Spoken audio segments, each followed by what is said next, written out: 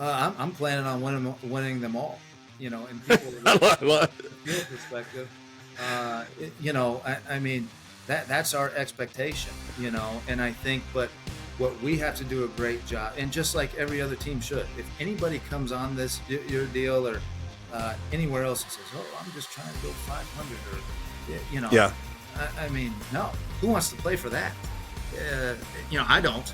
So, but I think what we have to do a really, really good job is carrying out those daily habits, the plan to win offensively, defensively, special teams, to give yourself a chance to win.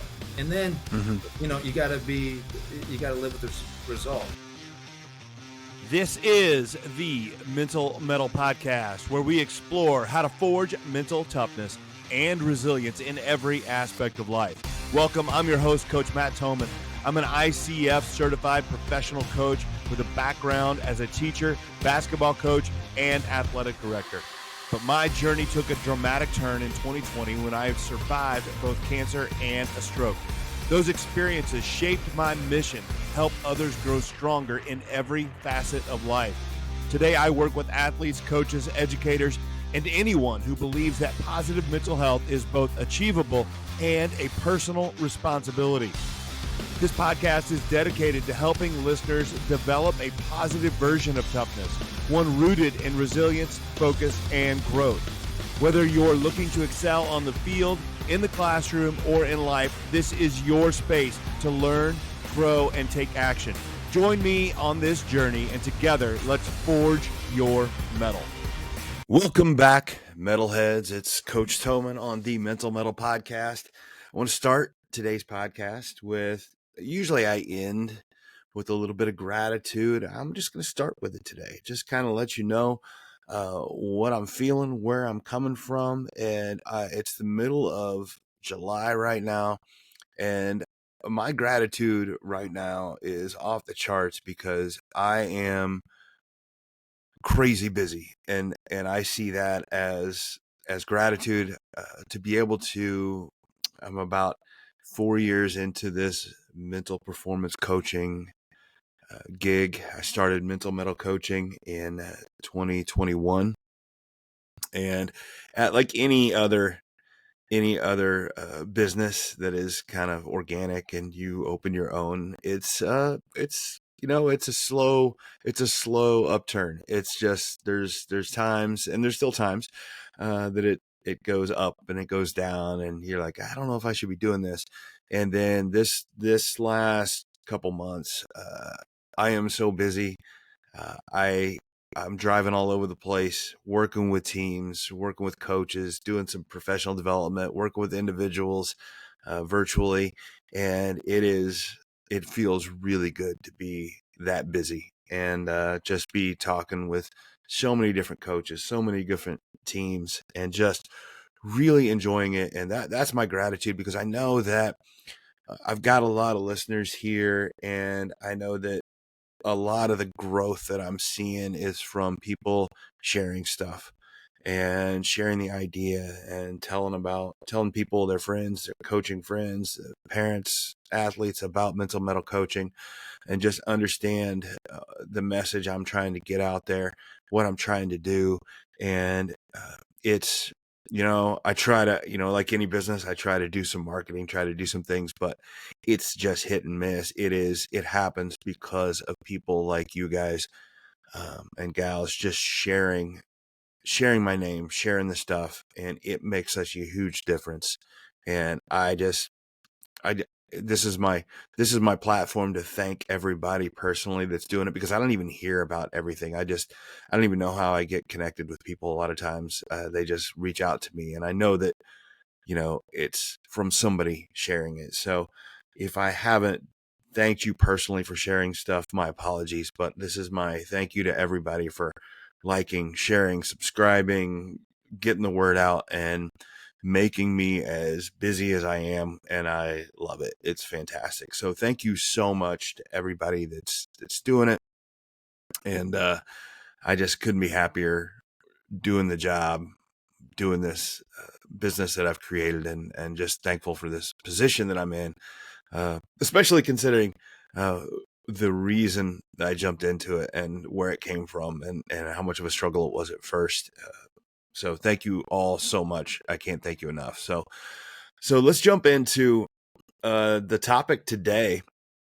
My guest today is Billy Riebock, and Billy just took over the head coaching job at Millikin University, my alma mater. And when I saw him, I met him the other day. I was on campus doing some stuff, and I thought, man, what a great story. And I don't know how the story is going to unfold, but I thought there's a great story here in his decision to take this job, because when I heard about Billy getting hired, they were really excited about the job because he's a good coach. He's been a lot of places, done a lot of things, and this is going to be his first head coaching job, and they're just really excited about it. And I thought there's got to be a story there, and the story is because it's not a good job right now.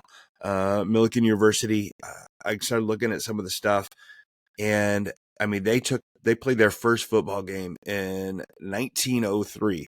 So it's been a hot minute since they've been playing football, and they've had a lot of success over the years, especially, I mean, when you look back to 1903, there's a lot of opportunity to win a lot of games, and they have in the past. And the problem is you have to go into that past a little bit to see it. I know that my senior year there in 1998, I had a lot of good friends on the football team, and they won the CCIW championship. And then I saw that they won again in 2000, but then that's the last time they won the CCIW championship. And then beyond that, in the last 2 years, they haven't won a game. So they've had back-to-back 0-10 seasons. And then honestly, you go back a few, you have to get past, you got to start counting. In order to start counting wins on your toes, you got to go back about 5-6 years. Like, they haven't won a lot of games at Millikin University, and there's probably a lot of reasons for that. But anytime that things start to go in the tank that bad, the culture really struggles. Whether, was it a chicken or the egg thing? I don't know. But if you're moving into a job like that with 0 wins in 2 years, you can bet that the culture is not where it needs to be. So when I hear about a guy that they're really excited about, he's originally from St. Teresa there in Decatur, Illinois, coming back to do this, I'm kind of like, what possesses somebody to come and want to take that over and do that? And what's his mindset going into it? And that's the topic today with Coach Billy Riebock, and it's a really good conversation. I love getting into people's minds, into coaches' minds when they're undertaking a task and what they have set before them, and just what they want to do. And honestly, he hasn't had a win yet as a head coach. So a lot of this is, and he admits it, that this is like, this is what I want it to be. This is what I want to do. And this is what I want to stand for, but we don't really know results yet. And I think that's such a fascinating conversation with a coach like that. So we're just going to jump into it, enjoy the conversation. I'll talk to you on the other side. Your athlete probably spends hours working on the specific skill set they need for their sport. And they probably spend hours in the weight room building their body. But how much time do they spend intentionally training their mind? Well, building mindset is the key to bridging the gap between the skills that we see and game execution. Well, Mental Mettle Coaching provides individual programs that can help your athlete develop this third and crucial skill set. Welcome back to the Mental Mettle Podcast. I'm your host, Coach Matt Thomann. I'm here with brand new head coach, my alma mater, Go Big Blues, Millikin University, Coach Billy Riebock. And Coach, I'm so excited you're on. I'm gonna have a great conversation, and hopefully get a little insight on what's coming for the Big Blue. So thanks for joining me. Oh, can't thank you enough. It's our pleasure. Thanks for having us, and really excited. I've watched a ton of your podcasts, or listened, I should say, more than likely, especially when we're out recruiting, and learned a lot. So really excited to be on. I appreciate it. Must means I have some good guests, because if you're learning a lot, it must be from the guests and not necessarily from me. But I will take it. Always, always have conversations with people smarter than yourself, because that's and listen and keep listening, because you just pick stuff up, and that's yeah. I'm excited to hear you you say that you listen. So I want to get a little bit before the undertaking that you have at your feet, which is substantial, and I can't wait to talk about that. But I want to talk a little bit about your background in football. I see here that you wrote that you've been coaching football something like 17 years, and Yep. you've had 10 different positions, which is not, that's not to say you're not doing a good job, but that's kind of the gig, isn't it? Oh yeah, yeah. So really got into this. Like I said, I was going the law school route just because I didn't know what I really wanted to do after got done playing and graduating. I wanted to make my mom and dad happy, and had an opportunity to go coach at my first job at St. Francis of Illinois, small NAI school in Joliet, Yeah. Illinois. A great place, great coaches. Worked under Mike Urinovich, who's now the head coach at Ball State. So really was very fortunate, to have that as kind of like my first undertaking with those coaches, mentorship, because I didn't know. I mean, I'll never forget the first game I quote unquote broke down. And people were like, "Oh, don't put this out." I broke down the wrong team. It was McKendree versus Butler, and it was grainy VH tape, kind of, that purple and blue kind of. At the time, at least I thought I was meshed. I had the wrong color team, just to be point blank honest. And I mean, the first time I ever done it, and I'll never forget. I was up all night doing it, and Coach Riebok, he would always get at the office about 5 a.m. And he walks in, he's like, "What are you still doing here?" And I was like, "Hey, I want to do a great job for you," and blah blah blah. And he looked at it and he just started laughing, and he goes, "Billy, you did the wrong team." And I was like so crushed, so I mean, yeah. But this shows you the type of guy he is. He's like, go home, get some rest. He goes, I'll finish it for you. He goes, come back in a couple hours. And instead of like, don't get me wrong, it was a good joke and all that, but he taught, uh, and I learned so much through that experience, and the ego goes out the door, real quick. So, well, that's what's interesting is it's almost like you can't get worse than that. yeah, Right? It's kind of like you get the biggest mistake you can even imagine, and you get that like right out of the gate. It's like it's all looking up from here. yeah, no question, right? Yeah. The bar was low. Let's just say It was, after yeah. that. So no, but yeah, and then here we are. 10 moves later, and coached every level of college football except junior college. Learned a lot of great mentors, and excited to put what I've learned and to use here at Millikin. Yeah. So where else have you coached in this merry-go-round? Yeah, was a year at Indiana in the Big Ten. Went to a bowl game there. That was awesome experience under Coach Bill Lynch. Kind of a sad reason why I was able to get that job. Coach Hepner passed away due to cancer. Lost his battle with cancer, but so then everybody just the timing of it got elevated and opened up a spot for me, and was just an unbelievable experience from the recruiting side. We had a receiver, James Hardy, being around that type of athlete, transferred back to Indiana from North Carolina. He played basketball at North Carolina, came back to Indiana and broke every Big Ten record as a wideout, got drafted second round. So first experience, working with those types of guys and that mindset. And then went to Quincy for 4 seasons as the offensive coordinator, quarterback coach, my alma mater. Went back there and did that. And then 2 years at Ball State as an offensive grad assistant, and then was at Elon in North Carolina, in FCS school there 4 years. Okay. Special teams and wideout. And then was able to get to Texas. Went to coach at Rice under David Bailiff. Then went back to Virginia, Bridgewater College, because I wanted to get back to being an offensive coordinator under Mike Clark, who at the time was the winningest coach in the state of Virginia. unbelievable mentor, winner, and did it a completely different way than Coach Bailiff, who's what Mm-hmm. had the most success ever at Rice. So that time period from like 2017, 18, like the ability to get around those types of coaches really opened my eyes and shaped, because they did it totally different, and both they were true to life. Yeah. I mean, it's always so fascinating to me as you go around and you do these different things. It's like, it's how do you determine the way you're going to do it?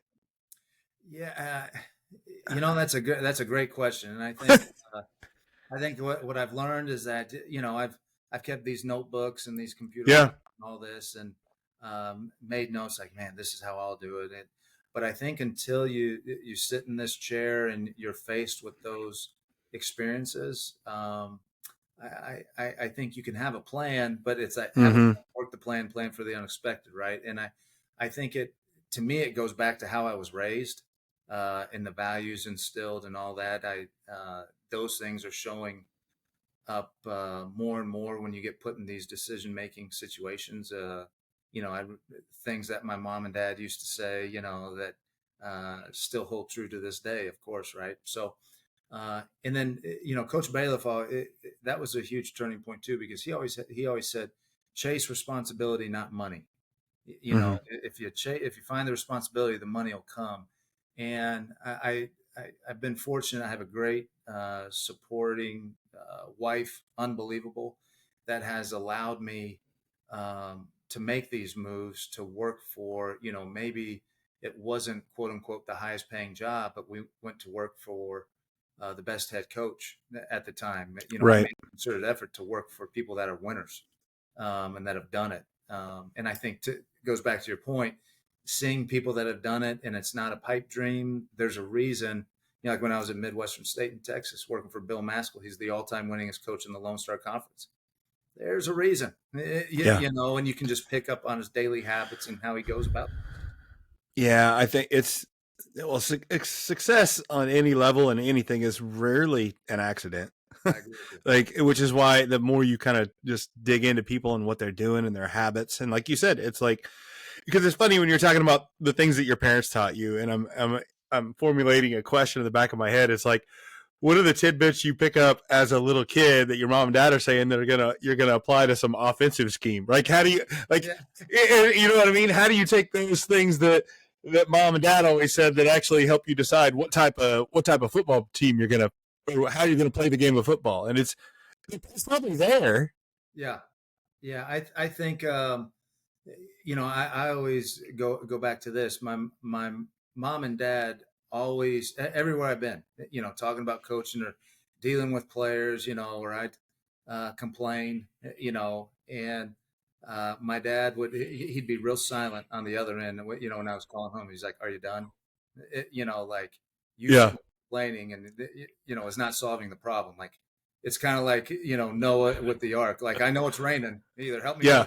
or don't. I mean, like, so, and then they always said, like, be the coach that you would want to be coached by. Mm-hmm. That's what I keep, I try to keep going back to, because, you've played, you get it. Like, there's those guys that really made a difference for you. And it wasn't so much what they knew, it's how they treated you, how they went about Yeah. things. Um, it's not about being the most talented team every Saturday. It's about being the best team, on Saturday. And that's a way deeper dive than what you alluded to, the X's and O's and things. Oh, well, the more I'm into this position and the stuff that I'm doing and the people that I'm talking about, it's rarely X's and O's. Right. It's almost, I mean, you can there's some coaches I've ran into that are unbelievable tacticians and have these X's and O's that just wow everybody. But for the most part, it's how you're handling people, how you're handling situations, how you're building the culture, and that's what matters. No question. Yeah, I couldn't agree more. And it's a daily battle, challenge. It's highs and lows, hopefully more highs than, like I always say, I don't want roller coaster people. Just give me steady Eddie. Let me know what I'm getting and we'll be all right. Well, that's what's interesting. When I say that, that does not mean it's easier. It's probably harder. Yeah. Right? You can sit down on a whiteboard and you could go by yourself and create this unbelievable offensive defensive scheme that is like world beating and nobody's ever seen it before. But if you can't build a culture and get people to run it, it's a moot point. No doubt. And it goes back to like, okay, like we're doing these summer OTAs, right? Players and getting all the fall camp installs, teach tapes, all that stuff. We're just tightening that up, reviewing that. And everybody's having to teach, their position, and they get up and all that. Well, it's amazing, I think. And it's, again, something I learned from other places I've been, where when you get guys up there, and everybody thinks, we all have an ego. We all think, we're saying it this way. And then you have that person in the room that's like, well, what does that even mean? Why are you using? And then it makes everybody stop and think, because you're getting all these different perspectives. Yeah. And you have to go in there, in my opinion, egoless. And it's, you got to let your guard down, and you got to be open to constructive criticism from your peers. Because that's only, if you can't take criticism, we're not going to get better. We're just going to be the people that are going to get in trouble. It's one of the things I talk about to athletes, coaches all the time. The thing about criticism is you have to be able to accept it and change with it, despite the fact that most criticism isn't delivered in the right way. Oh yeah, it's all about the delivery. Yeah, right, but you have to get personally. You have to get past that. Yeah. As a coach, you have to learn how to deliver it. But as an individual receiving it and taking that criticism as information, you have to get past the fact that it's not always delivered in the right way. Yeah. Get over it and use it.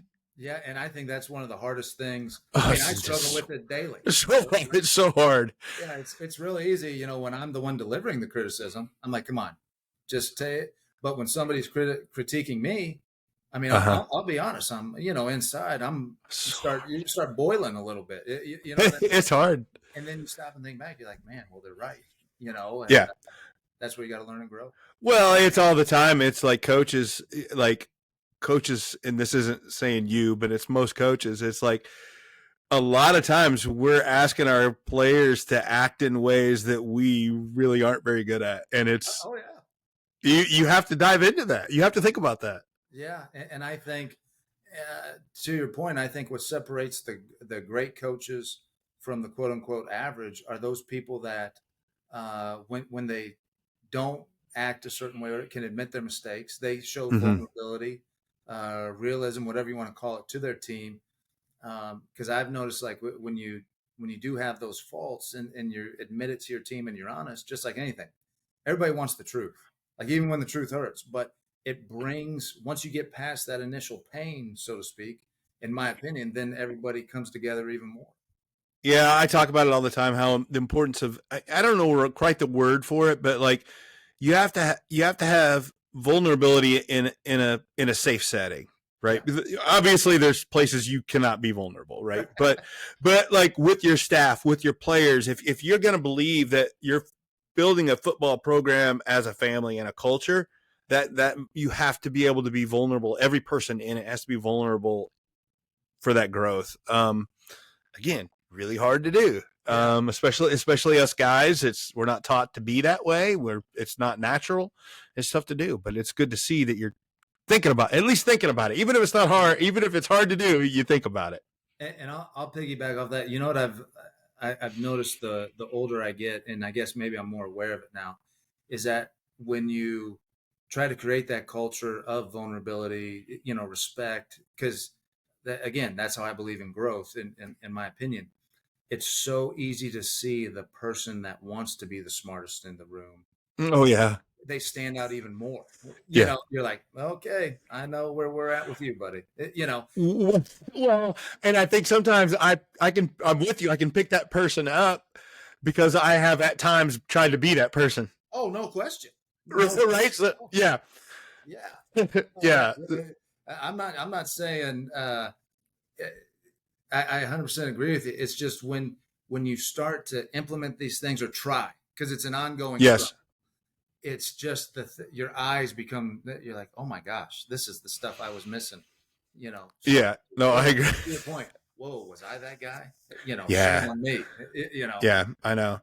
And it's good to look back and see those things. It's really good. So, man, so you, I mean, that's what I love about this podcast. I never know where we're going, man, but I want to bring it back, and I want to come back.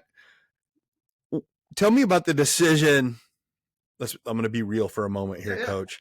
Yeah. Take me the decision. You talked about your wife being really supportive and deciding to do all these things.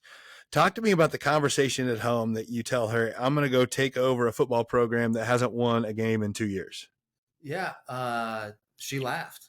The one thing about my wife, Amina, she's as real as they come, and she understands it. She understands the business. She understands the people. She understands football. She was a college athlete herself. So, and now we have children, so the decisions, it's not like, yeah, more consequences, to that. You're responsible for more, right? So I think, but the opportunity to get back home, because I was born and raised in Decatur. Okay. Over 10 cousins that have graduated from Millikin. My sister was on the '05 national championship women's basketball team. So I had an idea of the place. If this place was in, anywhere else, would I leave the state of Texas where football's king to come back to a situation like this? If we're being completely honest, probably not. No. But a lot of people aren't getting hired for their first head coaching job to Alabama or the Dallas Cowboys. You know what I mean? So you got to be realistic about, from a career standpoint, so to speak. A lot of people told me that it was career suicide. But when you look at it, I'm I like to find the positives and the silver linings, and the beauty of it, that kind of like what you alluded to earlier. There's nowhere to go but up. It's like that first breakdown session where you do you can't do any worse. You can't do any worse. No, and I think you look at the history. Millikin football's won in the past. You look at the university right now, and you see the other sports doing well, competing. Volleyball, Sweet 16, wrestling, men's basketball. Their growth. Your son could be a huge, unbelievable football player, by the way, too. Well, and you just see everybody else winning. Then I think, as an outsider, it's maybe not so much, quote unquote, a Millikin problem. Maybe it's more of a football dynamic where, now I can put my money where my mouth is and see if we can get it done. Yeah, it's not like you don't have a base. You just don't have a football base, but there's a base. Like there's a foundation there. Yeah, and there's the commitment to facilities. The staffing, the alumni donor base. It's been a huge support. So you have a lot of key elements in place to get it done. It's just now it's talent acquisition, and then everybody throws around that word culture. It's your habits, it's your daily habits, what you go about your business. That I think if we get all that right, I don't think it's going to be such a monumental fix that everybody on the outside world is claiming it's going to be, and it might. We're going to find out. So, well, I mean, yeah. So you come back, you don't have to worry about. You've lived here before. I don't know about the rest of your family, so there's no you don't have to worry about the smell, right? The Decatur. You know what? I embrace. And, it's what my dad always told me. That's the smell of money. Yep. I mean, it's easy to say that. I worked at Tate and Lyle coming out of college for 8 years. So when it comes home on your clothes every day, it's less. It's more than a saying. It's a real thing. It's a lifestyle, and I'll tell you, to piggyback off that, this place isn't for everybody. And I think it's our job to find those players throughout this Central Illinois, state of Illinois, Midwest, and on out that fit what you're wanting to do. As a head coach, I'm recruiting my own headaches. So yep. If there's issue, and vice versa, same with the player. that's the beauty of this thing. We both have a choice in it. And I think now in this day and age too, with the transfer portal, the 105 rule, the house settlement, all that, somebody that's sitting in my position, unlike in the past, you have more of a talent pool to choose from just because of the lack of numbers Yeah. on the upper levels, Yeah, no, I agree. I agree. It's the movement, and the movement everywhere allows stuff to filter down too. Yeah. They're not stuck. And No question. that's it. Coaches, do you dream of guiding mentally tough athletes towards a championship? Kids that are resilient, persistent, and unshaken by setbacks. Well, in today's world, those athletes aren't born. They have to be developed. Many athletes face significant challenges and risk burnout. So how do we foster that mental toughness without overwhelming them? Well, introducing the Ember to Inferno program, Building Mentally Tough Athletes. This series is designed specifically for coaches, offering a deep dive into your own journey of mental toughness and equipping you with practical tools to build confidence and belief in your athletes. Rather than just simply adding more adversity to their life, we focus on creating a strong foundation for mental resilience. You'll learn how to transform a spark of motivation into a blazing fire of toughness, using techniques that address challenges like social media pressures, athletic stress, and trauma. Don't just wish for mentally tough athletes, build them. Join the Ember to Inferno program today and ignite the potential in your athletes. For more information, contact me, Coach Thomann, at Mental Mettle Coaching. Parents, is your athlete ready for the upcoming sports season? They might have the strength, the speed, and the skills, but without confidence, they could still struggle when the game is online. Skill and strength are great, they're necessary, but they're not used to their full potential without the right mentality. Confidence is key. It's the key to unlocking that full potential. And at Mental Mettle Coaching, I offer personalized sessions designed to build the confidence your athlete needs for a successful season. My proven techniques empower them to perform under pressure, both on the field and in life. Don't let a lack of confidence hold them back. Book a free session today and discover the power of confidence. Visit the website, get started on the journey to a more confident, successful athlete with Mental Mettle Coaching. I want to talk about, we're talking about culture, and culture is what you do daily. And I want to talk about kind of both levels of that. Like, what is the culture, like, what's the culture you want to develop? Like, let's say, I don't know if we're talking about a 2-year, 3-year, 5-year plan, what's the end goal for your culture?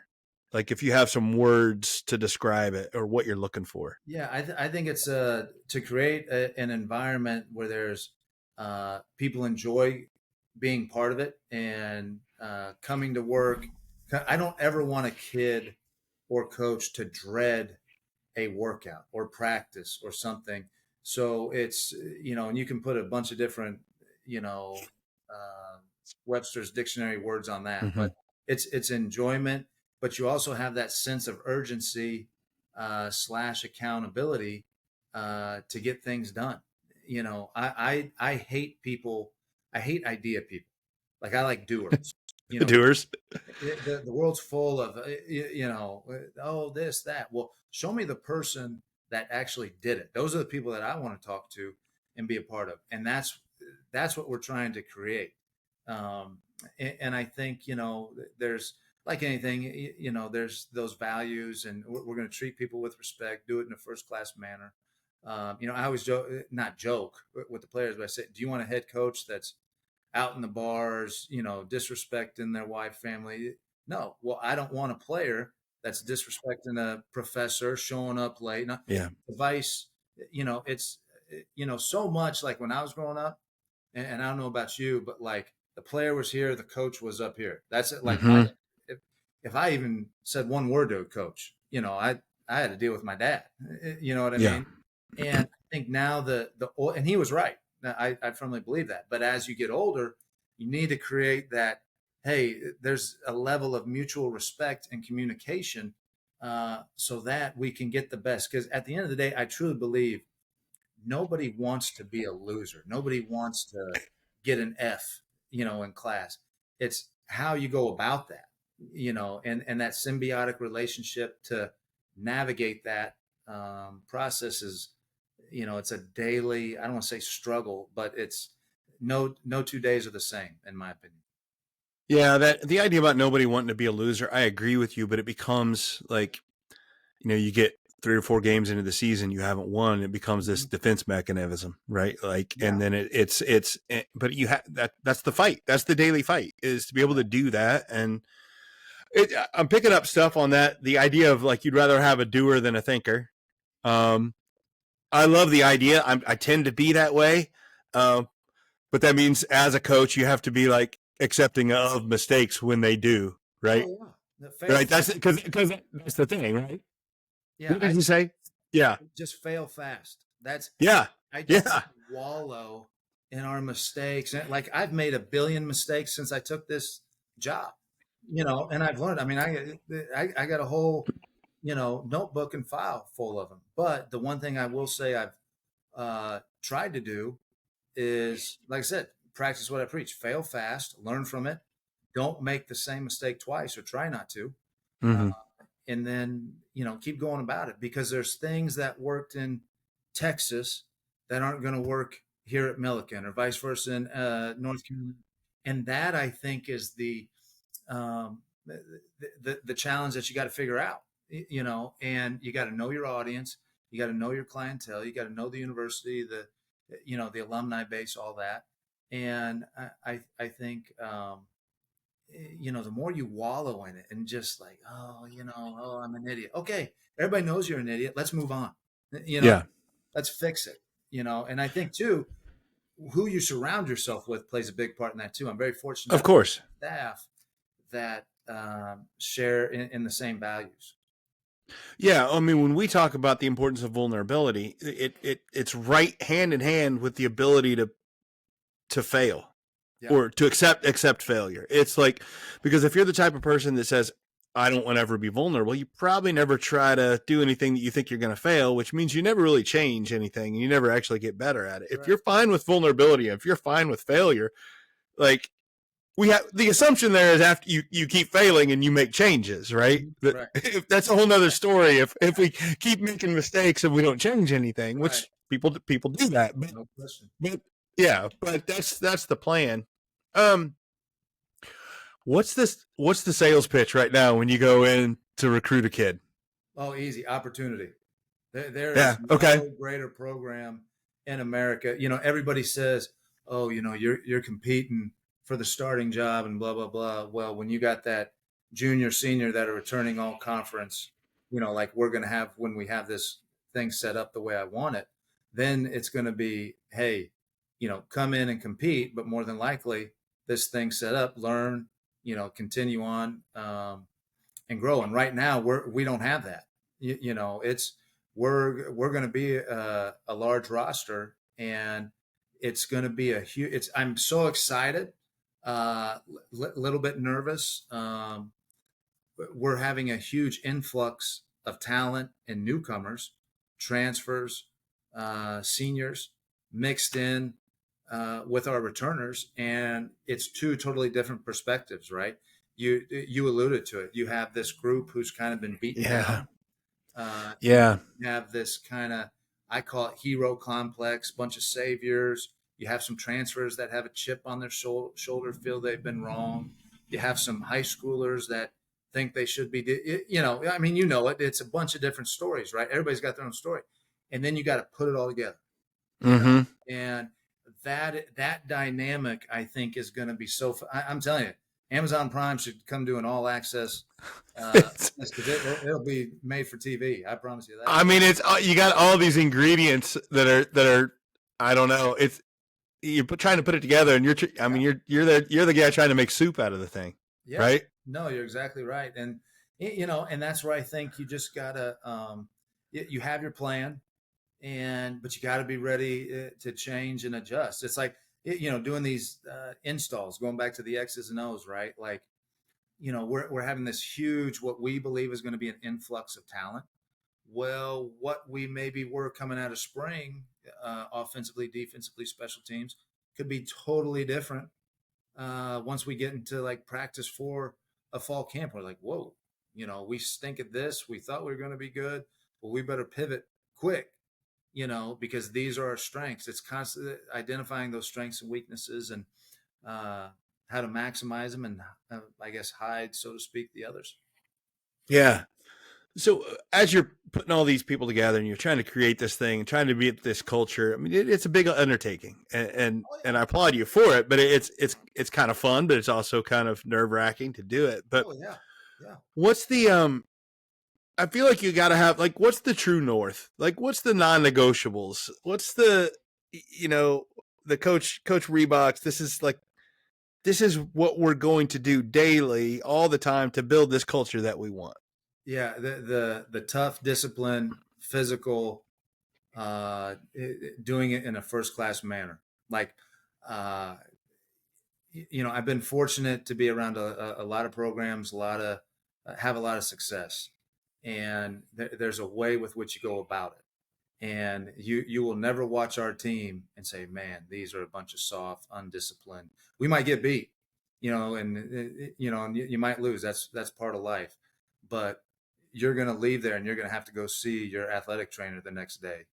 We're not going to be the most penalized team, personal fouls, the trash talk and all that. We're going to celebrate with each other. It's we got team swagger. We're going to have a walk of. I go back to high school. When I played for Scott Davis, and people are like, oh, you're talking about your high school days. No, that was when you got off that bus. You felt like $1,000,000. You kept your mouth shut. He didn't tolerate any of that. And then you went out and you physically beat people. And sometimes you lost. Now it didn't happen a lot, but it was a class and a way you went about it. I think there's a consistency too. I think all these kids want structure, and from our practice plan, it's not like, to your point, like when you say, you get a couple losses here and there, what's going to happen? Well, that's the cancer, right? That is the cancer. Yeah, it is. We're chemo. You know what I mean? And that's what we have to just keep, and we can't give in. And there's no quit. And I think as long as we stick with those, 3-4 things, we're gonna give ourselves a chance. Yeah, I'm picking up the word consistency there, like, because I think there's a saying. I said it today. I was at a camp that it's like, the way you do anything is the way you do everything. Yep. And it's like when you're talking about how you acted getting off a bus, right? Like, it has to mesh with the way you play. It has to mesh with your language. It has to mesh with the way you're coaching. Like, whatever you want to be, it has to be. You have to see it in everything that you do as a program. Yeah, and I think what I've to go off what you said, I think even more is that throughout this undertaking and all that, and I agree 100% with you. I'm a person that believes everything matters, but in that, and this might not be the right way to say it, certain things have to matter more. You know what I mean? Like, you can be a master to everything. These are our core values. These are the non-negotiables. Now, this stuff out in the wider part of the circle, yeah, that's what we want. But if we're not getting this to start, we're not even going to worry about that. If that makes sense, what I'm saying, you got to have your base before you do. It's like all this technology and stuff you can buy to assist in coaching, all the drill tapes, the uniforms, all that stuff's great. But at the end of the day, what's football? Blocking and tackling. So if you can't do that well, no piece of equipment or drill or it does. You know what I mean? So that's where we need to be putting our resources in. Then once we do that, okay, we can, dabble and try to grow, but you got to keep the main thing the main thing. Yeah. No, I like that. What's the definition of a successful first season? I'm planning on winning them all. And people from a field perspective, I mean, that's our expectation, and I think, but what we have to do a great job, and just like every other team should, if anybody comes on this your deal or anywhere else and says, oh, I'm just trying to go 500 or you know Yeah. I mean, no, who wants to play for that? I don't. So but I think what we have to do a really, really good job is carrying out those daily habits, the plan to win offensively, defensively, special teams, to give yourself a chance to win. And then, Hmm. you got to live with the result. It's the Nick Saban, trust the process, go about it. That's what it is. It boils down to it's your daily from, okay, Saturday play the game, then Sunday to the next Saturday. What are our daily habits and routine that are going to give us the best opportunity to win? It's so we could just talk for that on that forever, because it's like we play football, we play basketball, we play whatever, because we've are, as humans, we've created this game. Yeah. And there's winners and there's losers, and it Yeah. feels good to win, and it sucks to lose. Yeah. And we can't do anything about that, right? That is what it is. But it's the focusing just on winning isn't how you win. It's focusing on the things that get you there. But then you also, everybody wants to win. It's what makes it, to me, that's what makes coaching so interesting, because it's so difficult, but it's so cool. And it's just to find the way that get people to focus on the things that create winning without overemphasizing winning, if that makes sense. No, it's and then on top of that, you have the piece, when you go out and perform, you're going to be judged. And if you don't, don't sign. Don't do it. Nobody cares about the accountant that screwed up on Friday. Nothing against accountants, but that's not making front page of ESPN, but boy, you make a bad play call as a coordinator or a stupid decision as a head coach, you're going to be, critiqued, and you got to be okay with that, and that goes back to that vulnerability piece and all that. And then, but you eliminate the chances of that happening, or lower the percentage of it happening by your habits leading up to the event. That's, but that's a daily challenge to get everybody to believe that, and carry it out. It is. Well, and like when you say be okay with the results or whatever it is, I think you have to actually mean that. Yeah. You have to mean that. You have to mean that and be like, there's a situation in which you did everything you could, and I hope this doesn't happen, but you do everything you can, you still don't win any games, right? But you feel good about what you did, and it just, things happen, right? But I don't think that it never stays like that for long. I think that if you stay focused, you stay consistent, and you have a goal, and you're building culture, the wins always follow. The wins they do. To what level you never know, but it always follows. Yeah, I think, we just got done with baseball, softball season. It's finishing up, and you see some of these young kids, like my son's 7, and they get out at first, and just how they handle the failure, the result, right? And I think those are huge teaching moments where, we're even at the college level. It's okay. You probably play the next play. Don't let, and you see it so often, and it's just it was such a huge, like, it's staring me right in the face. Here's this kid swinging, he gets strike one. Well, there was no way he was hitting the next, because he was still stuck on that first miss. And it's those things that I think, to your point, when bad things happen, you just you got to fight through it. And you have to have those moments and create those moments in practice, in the meetings, off the field, on the field, that teach our players that, and they have the tools to play the next play. Everybody says play the next play, but then how do you do it? You know what I mean? Whether it's a breathing technique, all that, you know that more than me, but. Yeah, no, and that's what's so amazing. It's one of my favorite things to do with athletes and teams that I work with. I take the things that coaches say all the time, and then we will have entire sessions over this. Well, what does that actually mean? How do we do that? Right? Because it becomes great. It becomes white noise sometimes with coaches say the same thing. It's one of my favorite things is we talking about how, because all those things you're talking about are thinking about how do we focus the things that we can control, right? Like, Right. and everybody says control the controllables. It's great. But you say that to a kid now and they're just like, okay, it's white noise. They don't No, get yeah. it.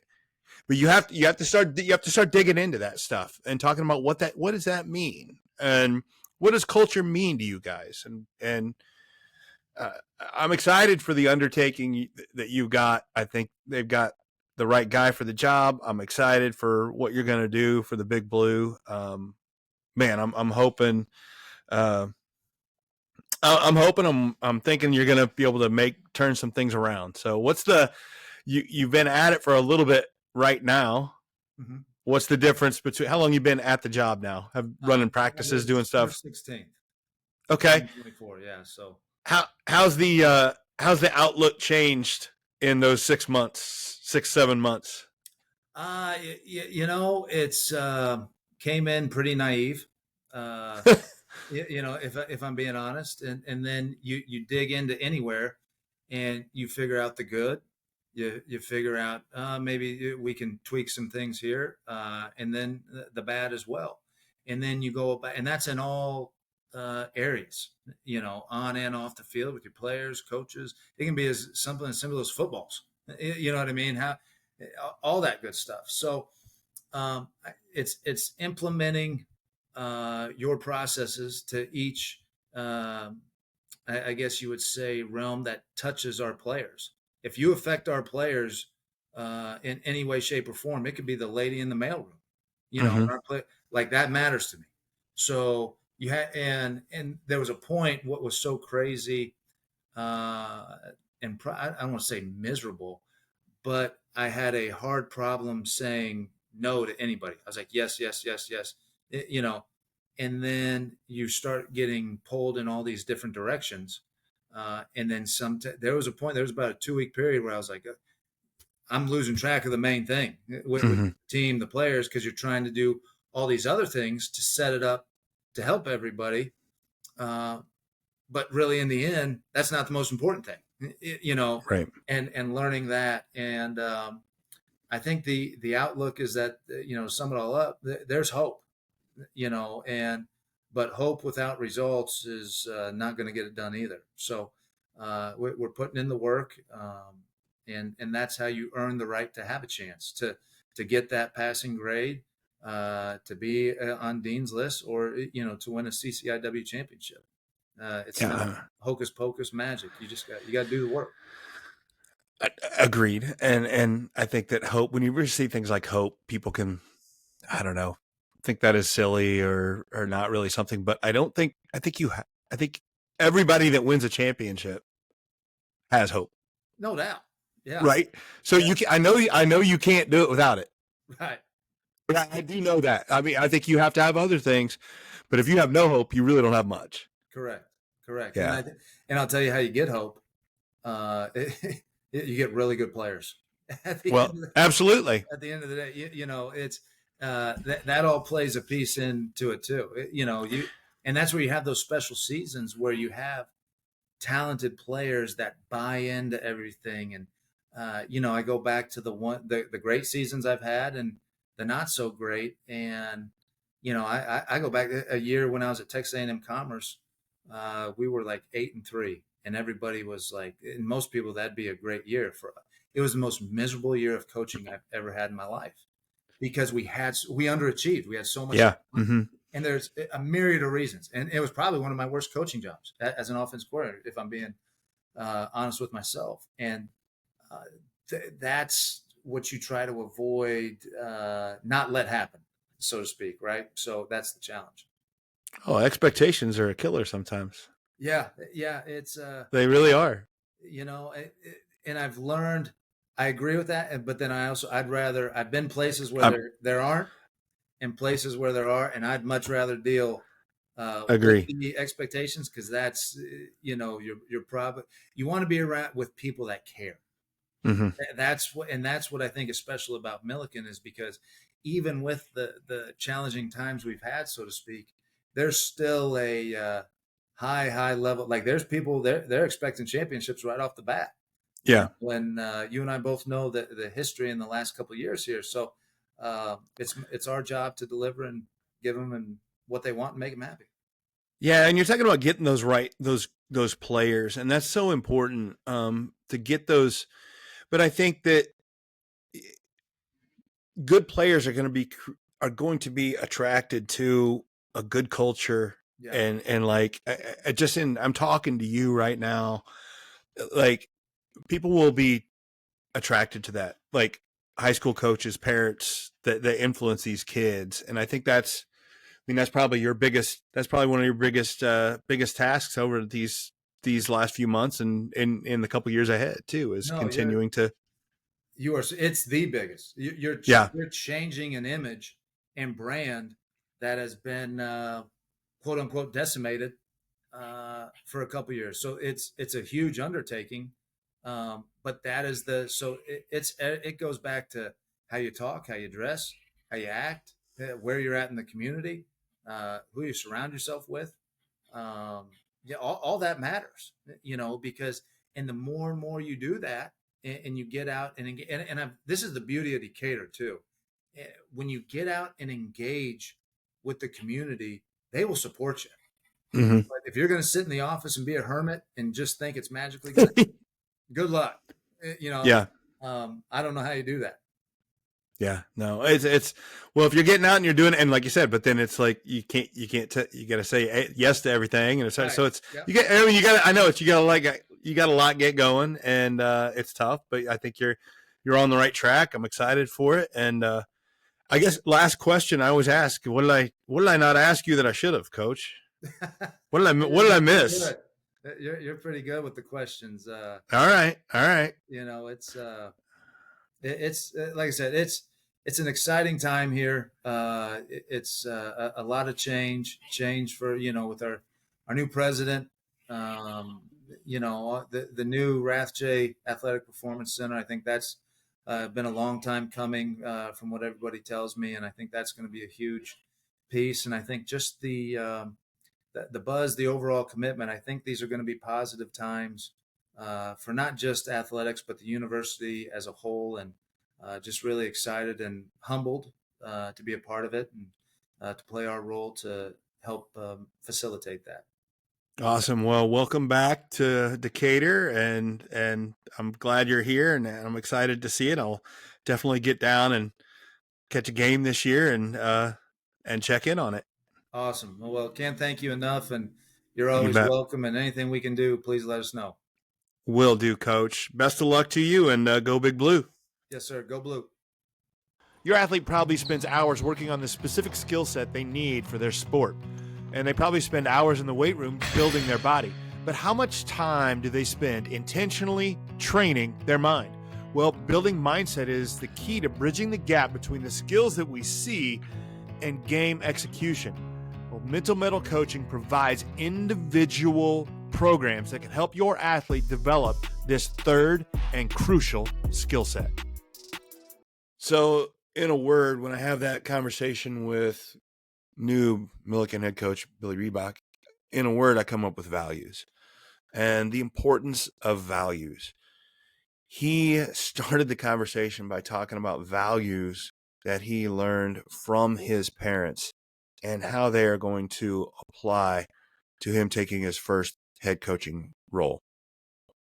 And he talked about who he played for in high school, a very, very successful high school coach, and the way they operated things when he played at St. T.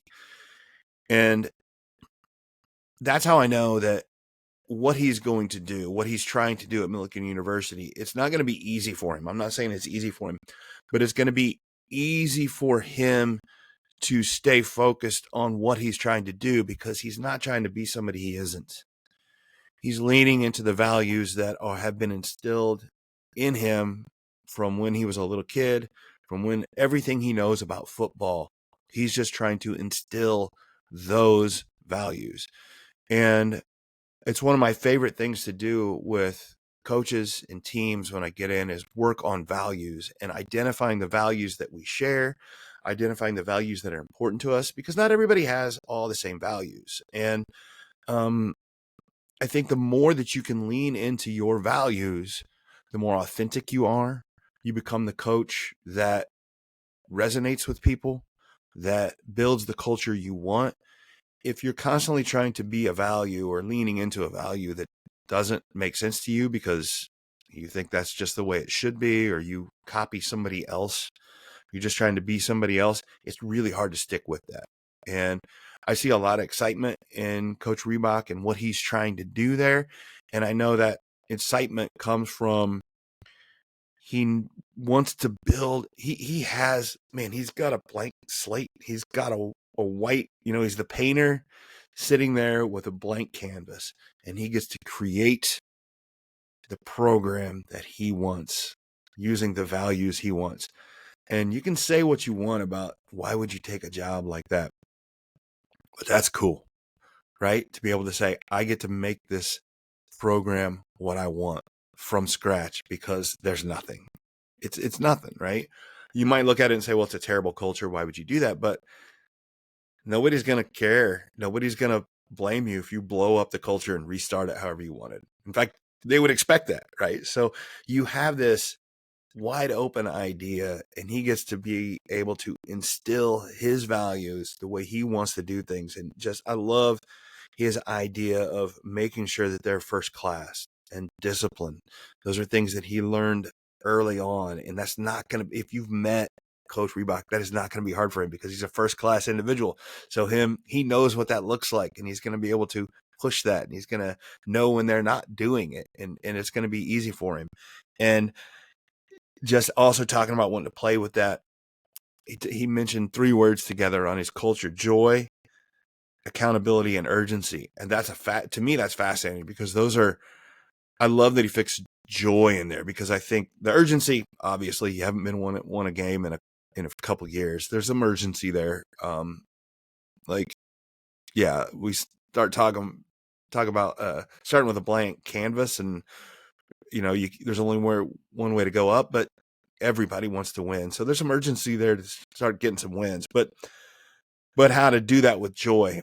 I think we skip way too much of that. I think too few coaches lean into the idea of wanting to be joyful when they coach, and you want your players, you want everybody to enjoy it. It is, there's programs out there that you go into that there's not joy, and some of them are even winning for a time at that, and they're not fun places to be around. And even when they win, they're not good. There's not fun people to be around. The kids don't leave enjoying it, and it's I think we miss too much if we're not playing for joy and wanting to enjoy it. Now winning helps with the joy, but not always. So I love what he's saying, how it ties into, he knows what he wants his program to look like, and he wants his program to look like programs he's been before. He wants to identify it with his past values and the values that have been instilled with him since he was a kid. And I think that he's the kind of guy who's going to be able to do that. And I think that that's a really good thing for everybody, every coach, every player, every parent listening to this. Like, when you talk about sports and you're getting into those things, or your job, whatever you're trying to do, whatever sport you're trying to play, whatever you're doing, are you doing it in a way that identifies with the values that are important to you, that have been instilled into you? Because I do a lot of value work with clients and teams so that they can identify what their values are. Because anytime that we start acting in ways that don't align with our values, things get out of whack. We don't like what we're doing. We don't know why we're doing what we're doing. Our why gets out of whack. We don't have the motivation. You have to start with what you value, and are you doing that every day? That's how you really feel. Well, honestly, that really leads into a lot of joy, right? So it really helps you do that. So the fact that he's starting that, knowing he's building a program out of his values is, I'm excited to see that, excited to hear that, because they're good values, right? The things he's talking about, at least for me, I get that. I like where he's coming from, and I think it'll fit with a town like Decatur, Illinois, in a school like Millikin University, which, like you said, it's not for everybody, but I think that he's going to be able to do that and turn that into something, and I'm excited to see it. So, yeah, really enjoyed the conversation. I can't wait to get down to a game and see him and talk to Coach Riebok. I'm going to be down, hopefully see him this weekend at a golf outing. I can't wait to talk to him. And yeah, it's going to be a really good fit for the university and a way to look up. So again, I know I started with some gratitude, but I'm going to end it as well. Thank you so much. Liking, sharing, everything. Please continue to share my name, Coach Thomann, and Mental Mettle Coaching. If you know of any team, any athlete that could use some help with mental performance coaching, I have really gotten to be so busy working with so many athletes, and I absolutely love it. I enjoy it so much, and I couldn't do it without you guys. So thank you so much. So this has been the Mental Mettle Podcast. I'm your host, Coach Matt Thomann, and always remember to forge your mettle. Thanks for listening to the Mental Mettle Podcast. Don't forget to tune in every week for more insights and strategies to help you forge mental toughness and resilience. This podcast is brought to you by Mental Mettle Coaching, where we are driven by a passion for sharing knowledge and experience that empowers others to play, live, and grow with confidence. Our mission is to instill a resilient and spirited mindset in our clients, enabling them to confidently face adversity and actively seek new challenges for personal growth.